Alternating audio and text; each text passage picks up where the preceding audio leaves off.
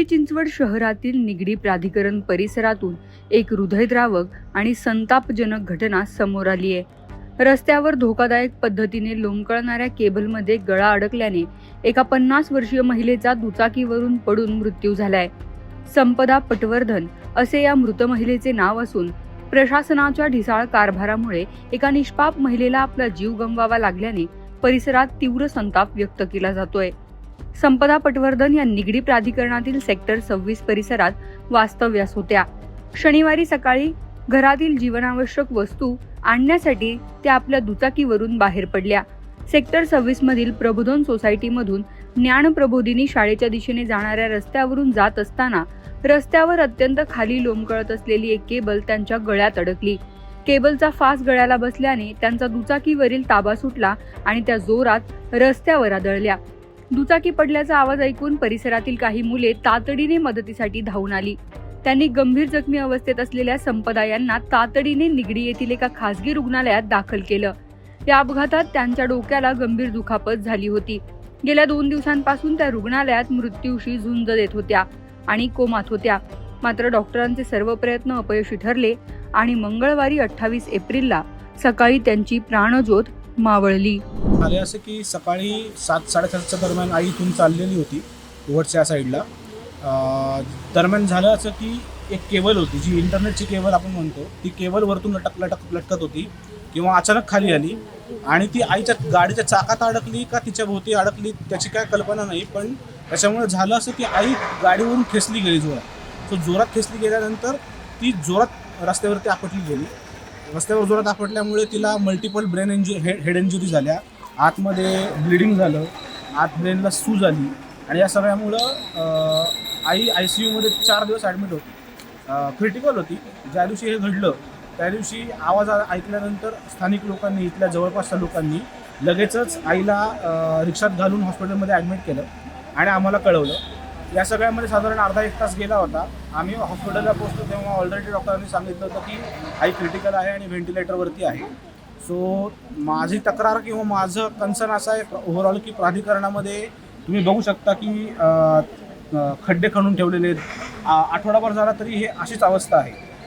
साधारणतः लोक खणून ठेवल्यानंतर त्यांची स्वतःची जबाबदारी असते की पुन्हा डांबरीकरण करून द्यावे। हे MNGLने केलेलं आहे, MNGLने काम तसंच ठेवलेलं आहे, त्याला काही त्यांनी हे केलेलं नाही। त्याच्यानंतर केबलचं तुम्ही बघू शकता की ओव्हरऑल तुम्ही कुठेही बघा केबलचं प्रॉपर जाळ आहे इथे। सो त्याच्यामुळे माझ्या आईचा जीव गेला, पण अजून कोणाचा जीव जाऊ नये अशी माझी इच्छा आहे किंवा अजून कोणाला याचा त्रास जगू नये अशी माझी इच्छा आहे। पोलिसांनी फक्त आकस्मिक मृत्यूची नोंद केली आहे, याविषयी तुम्ही काही वेगळी तक्रार दाखल करणार आहात का की केबल चालकांविरोधामध्ये? आता असं आहे की या सगळ्याबद्दल आमची सविस्तर चर्चा चालू आहे घरच्यांमध्ये असेल किंवा स्थानिक नगरसेवक आणि स्थानिक लोकांसोबत चर्चा चालू आहे। याच्याबद्दल चर्चा करून आम्ही नक्कीच निर्णय घेऊ त्याच्याबद्दलचा। पण आमची अशी इच्छा आहे की स्थानिक लोकांनी किंवा स्थानिक नगरसेवकांनी सुद्धा याची दखल घ्यावी, प्रशासनाने दखल घ्यावी आणि याच्यावर योग्य ती कारवाई करावी। तुमचा आईचा मृत्यू पर्टिक्युलरली म्हणजे रस्त्यात पडलेले खड्डे आणि केबलमुळे झालेला आहे? बरोबर, हो। म्हणजे आपण डायरेक्ट त्यांना हे करू शकत नाही, पण असं म्हणू शकतो की आपण ते कारणीभूत आहेत या सगळ्या गोष्टींसाठी। मागणी काय असेल याविषयी तुमची? मागणी एकच आहे की हे ज्या काही केबल्स आहेत त्या अनधिकृत केबल्स आहेत आणि त्याच्यावर काहीच नियंत्रण नाही आहे। सो याच्यावर एक प्रकारचं काहीतरी नियंत्रण असावं। म्हणजे तुम्ही केबल वायफायचे केबल्स टाकताय तर त्याच्यासाठी एक कुठली तरी नियमावली असावी, SOP असावी, किंवा बाबा तुम्ही केबल टाकताय तर त्याच्याबद्दल अशा प्रकारचेच केबल टाकावे, अशा पद्धतीची आमची मागणी आहे। पटवर्धन कुटुंबावर सध्या दुःखाचा डोंगर कोसळला आहे। अवघ्या 20 दिवसांपूर्वीच संपदा पटवर्धन यांच्या वडिलांचे निधन झाले होते। वडिलांच्या निधनाच्या धक्क्यातून कुटुंब अजून सावरलेही नव्हते, तो संपदा यांचा असा अपघाती मृत्यू झाल्याने संपूर्ण कुटुंब कोलमडून पडले आहे। नियतीच्या या क्रूर खेळामुळे परिसरात हळहळ व्यक्त केली जाते। या घटनेनंतर निगडी परिसरातील नागरिकांमध्ये प्रशासनाविरुद्ध प्रचंड रोष पाहायला मिळत आहे। शहरातील अनेक भागात इंटरनेट, टेलिफोन आणि वीज कंपन्यांच्या केबल अनधिकृत आणि धोकादायक पद्धतीने लोंबकळत असतात।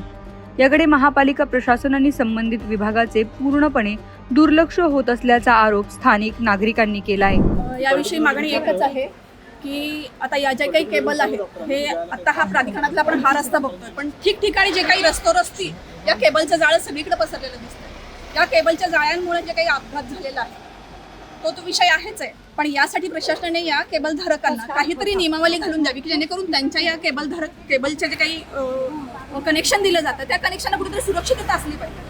जे रस्त्यामध्ये मध्ये अशा जातात त्या मध्येच लोंबकळल्या जातात त्याच्यामुळे जो काही अपघात झाला तर त्यांना अशा काही सुरक्षित नियमावली घालून द्या की जेणेकरून त्यांना सुविधाही पुरवता येतील आणि असे अपघात होणार नाही. दुसरी गोष्ट अशी आहे की जे काही रस्ते अरुंद करण्याच्या बाबतीत हरित सेतूच्या नावाखाली त्या रस्त्यांचे जे काही छोट्या प्रमाणात करून सुविधा ह्या काही बंगलेधारकांना दिल्या जातात त्यासाठी प्रशासनाने योग्य विचार केला पाहिजे की हे खरंच कुणाच्या सोयीचं होतं या गोष्टी. आता MNGLच्या पाईपलाईन झाली ती काही सुविधा लोकांसाठी आहे पण ती पाईपलाईन केल्यानंतर हे जे काही दिसत आहेत आता हे तुम्ही घेऊ शकता हे खड्डे आता करून 8-9 दिवस होऊन गेलेले आहेत पण त्याचं लेवल करणं नाही किंवा त्याच्यावरती पुन्हा त्याचं कामाचं पूर्णत्व नाही.